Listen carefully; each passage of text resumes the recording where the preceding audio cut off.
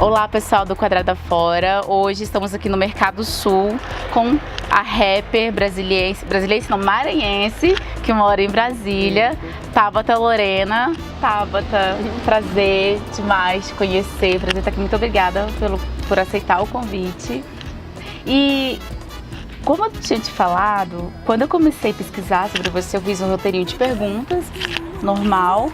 E aí a gente se encontrou ontem e você me desconstruiu com 10 minutos de conversa. E hoje em casa eu falei, cara, as perguntas que eu fiz não tem mais nada a ver, porque eu quero saber de outras coisas da Tabata. Eu quero saber quem é Tabata Lorena, sabe? Essa mulher que eu vi tantas notícias falando do trabalho, do envolvimento com projeto social, com educação, sabe? Quem é? Olha, o primeiro eu que agradeço, né? Porque a gente tem um espaço de veiculação, assim, das nossas ideias, das nossas trajetórias, é muito especial, né? Então, para todo mundo que faz essa militância aí de produzir conteúdo, né? A mulherada que produz conteúdo, então, eu que agradeço, para começar, né? Agora, essa pergunta, mulher, eu não respondi, eu ainda não sei se eu vou dar conta de responder, assim. Eu acho que eu sou uma sujeita em construção, né? Realmente, assim, em construção. O CD e o DVD foi uma coisa que ficou tentando me definir como artista, como ativista, como mãe, né? Porque eu sempre fui marcada por essa multiplicidade nos fazeres. E assim, tudo isso que te construiu, esse ser que está em transformação e que a gente precisa estar sempre em transformação mesmo, né? Como que você vê então a Tabata lá de quando começou a fazer rap aos 13 anos e a Tabata agora, mãe, sabe? Que transformação nesse período você já consegue perceber? Foi total, né? Assim, eu tenho uma onda de 7 em 7 anos, dá um boom na minha vida, né? Então, com 14 anos foi o momento que marcou. 13 anos eu comecei a me descobrir musicalmente, 14 anos eu comecei a compor, né? E aí foi uma enxurrada de composições, né? Depois, com 21 anos, o Ébano nasceu. E depois eu lancei o meu CD. Então, eu acho que esses foram marcos assim, muito importantes que me tirou desse lugar de espectadora da realidade do mundo e me colocou como uma pessoa que pauta a realidade do mundo. Tabata, e aí você estava falando da mudança que o seu filho trouxe para sua vida, né? E eu vi que você tem o projeto das mães meninas, né? E aí vem do lance da ancestralidade também. As mulheres sempre tiveram filho muito cedo, né? E hoje somos muito julgadas quando temos filho muito cedo, apesar de 20 anos não ser considerado, né? Ainda é tão cedo para ter. Mas o seu convívio com essas meninas, o que você percebe disso? Tem essa dificuldade de se colocar na vida profissional, continuar os estudos por causa desse preconceito com a gravidez na adolescência, pré-adolescência, por ali? Eu acho que esse preconceito, ele existe e o mais difícil é que ele não está só no julgamento de quem fala, ele é um preconceito estrutural. Então, na verdade, os filhos, eles engessam a mulher na posição de serviçal da família. Sim. E aí essa história, porque na verdade é assim, esse foi um projeto, ele teve assim, de maneira fixa, ele teve 1 ano de duração. Ele aconteceu no ano de 2013. E a minha proposta surgiu porque eu dou aula tem 7 anos numa escola que é vizinha da minha casa, eu sou moradora do Sol Nascente, na Ceilândia. Então, eu já dou aula nessa escola tem 7 anos. Eu não sou professora, eu sou oficineira, então eu dou oficina de canto lá. Esse ano estava até em 2 escolas, enfim. E aí, eu notei, aconteceram 2 coisas. Eu notava que as mães dos meninos tinham eram a idade muito próxima à minha idade. E aconteceu que no ano anterior a eu ter escrito esse projeto, uma menina, eu dava aula numa escola classe, né? Então, uma menina ficou grávida e ela tinha 11 anos. Jovem. Bem jovem. E aí depois eu comecei a perceber que tinham muitas meninas grávidas, inclusive que tinham deixado de ir para a escola porque estavam grávidas. Essa eu vi porque ela continuou indo para a escola mesmo com a barriga grande. E aí eu comecei a perceber isso. E aí veio a ideia e aí deu certo da gente fazer e aí a gente executou durante 1 ano. Inicialmente o objetivo era fazer rodas de conversa, né? Era como se fosse um grupo de terapia comunitária, usando as tecnologias dos círculos de cultura, do Paulo Freire, educação para a vida, educação política, usando esses pilares metodológicos para poder falar um pouco sobre as nossas questões como meninas que foram, mulheres que foram mães cedo, né? Mas aí chegou um momento que a gente entendeu que ficar falando, e tudo passava pela emancipação material, que a liberdade da mulher está diretamente ligada à emancipação material, porque a mulher, sendo dependente financeiramente dos pais ou do companheiro, que a nossa política, a política capitalista na hora de pagar, né? Uhum. Então as pessoas respeitam se você se banca, a pessoa te respeita. Sim. É doido isso, tipo assim, né? Mas enfim. Então a gente já sacando essa parada, a gente falou, cara, não dá pra gente ficar só aqui se encontrando e falando.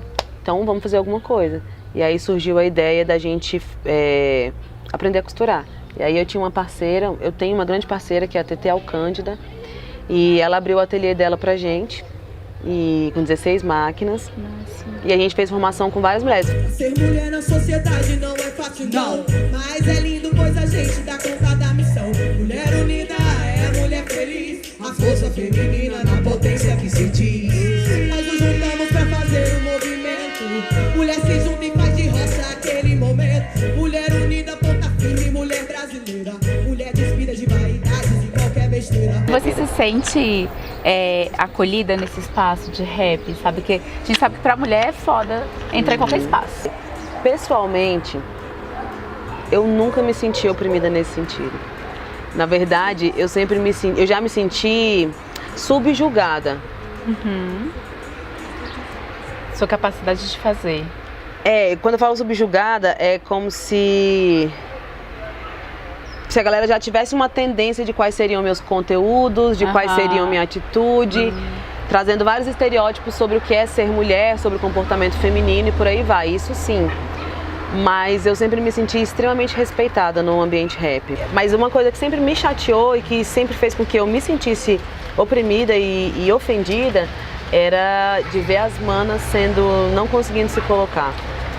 E aí quando eu encontro manas que também tem esse perfil, assim, que não necessário, eu falo isso no campo do rap, falando especificamente sobre o universo rap, que tem mais uma leitura, eu também, pra mim sempre foi tranquilo e tal, e aí faz essa narrativa do tipo, velho, mas tem que aprender a se impor, tem que aprender a ser assim. Eu já não acho que é assim, porque eu acho que todo mundo tem o direito de ser como é. Mas sinto que a gente precisa lutar porque o espaço ele precisa ser mais acolhedor. Uhum. Então eu acho que o espaço do rap ele precisa das características femininas. Ele precisa se abrir até para que os irmãos consigam perpetuar entre si essas habilidades. Porque do mesmo jeito que eu sou uma mulher que tem um comportamento que pode ser lido numa leitura estreita como um comportamento mais yang, mais masculino e tal, também tem outros irmãos que têm a capacidade de acolher, de semear, coisas que a gente também atribui sempre ao feminino, né? Então que todo mundo possa expressar as nossas potencialidades como seres, né? E aí depois que as mulheres conseguirem uma equidade, quem sabe a gente pode pensar num ambiente realmente acolhedor, assim. Eu acho que o homem ele se fecha muito para a inteligência feminina, a capacidade que a mulher tem de transformar o ambiente em algo produtivo, né? Nossa, sem palavras, Tabata, muito obrigada. Muito feliz dessa conversa, sabe, de te conhecer, essa pessoa em desconstrução e em construção, que eu acho que é isso que a gente precisa sempre, né, refletir. E eu entendo, sabe, isso. Eu me vejo no papel de uma mulher branca, de periferia, pobre, mas eu sei que a minha dor é uma dor que é diferente da sua dor. Sério, você se viu como branca? Que interessante. Porque eu acho que é isso que eu sou. Eu tenho meus privilégios, sabe? Eu nunca tive uma porta de entrevista fechada por eu ser negra. Sim. Mas você tem cabelo cacheado? Sim, mas a minha pele é branca. Então eu fico muito feliz de ouvir você falando que não julga também a outra que é branca, sabe? Não é a mesma dor, a gente não sente a dor do outro. A gente pode, no máximo, estar junto. E tem uma coisa muito doida, porque essa análise étnica é muito safada, assim, né, no Brasil. Sim. Porque essa coisa do menos negro, mais privilégios, e aí, de novo, é aquele corte na nossa narrativa histórica. Sim. Então a gente tira, quanto mais vai clareando. Eu sou mestiça, né? Eu me auto-identifico como negra, mas minha mãe é uma mulher de pele clara, né? Minha família de parte de mãe é uma família de pele clara. Eu fui criada pela minha família branca. né? Porque é difícil branco no Brasil, né? Eu acho mais difícil achar um branco no Brasil do que um preto. Mas aí não tem outra definição. Não tem. Então é delicado, então é muito difícil. É muito difícil, então... E até alisar pra quê?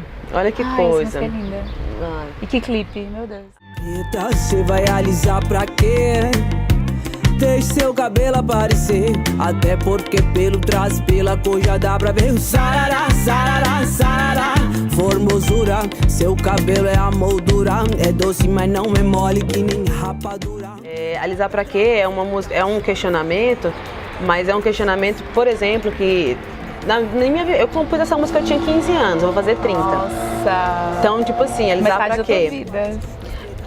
Ela já foi munição pra eu questionar a negritude de mulheres que alisam o cabelo. Agora, olha que distorção. Essa mulher que alisa, que é preta, que alisa o cabelo, ela não vira branca. Não. Ninguém vai ver ela como branca. E se eu que sou preta, que tô achando que tô fazendo alguma coisa por nós, me assumindo, militando, sendo que eu sou, se eu também não reconheço ela, essa mulher ela vai pro umbral. Ela não tá aqui nem aqui, ela nem tá lá. Aí eu já tinha, na adolescência, né, 16, 17 anos. Porque essa Naomi Campbell, se tivesse o cabelo afro, aí sim. Aí, tipo, eu vou negar, velho, que ela é um ícone pra gente, como mulher preta, velho, de referência de beleza negra, que ela ocupou espaços que são muito importantes pra gente sair desse sótão que o mundo quer colocar o povo preto, sabe? Esse alçapão, entendeu? Acho que é pior do que visibilidade, né? Porque eles se nutrem de nós, né?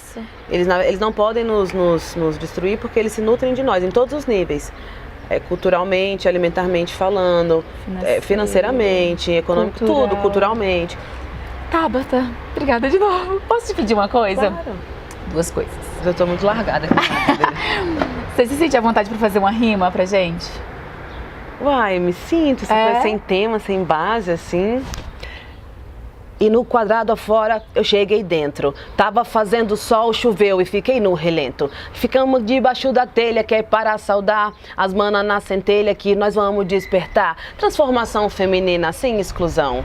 Nós cresce junto e todo mundo soma na função. Só pra crescer eu tava bem enferrujada, não me preparei para essa rima nem pra essa levada. Mas não amarelo, eu fico de pé, eu sou o responsa, meu mano, eu sou mulher. Tá ligado? É ponta firme, é correria. A gente fazendo a improvisação de todo dia. Pra todo mundo que tá na conexão. Pras irmãs e pros irmãos que vão ver. Então, que o vídeo vai, a gente vem. Eu digo amém e acabou. E nessa rima não me faz refém. Prazer demais. Muito obrigada. Muito feliz mesmo de te conhecer. Vamos.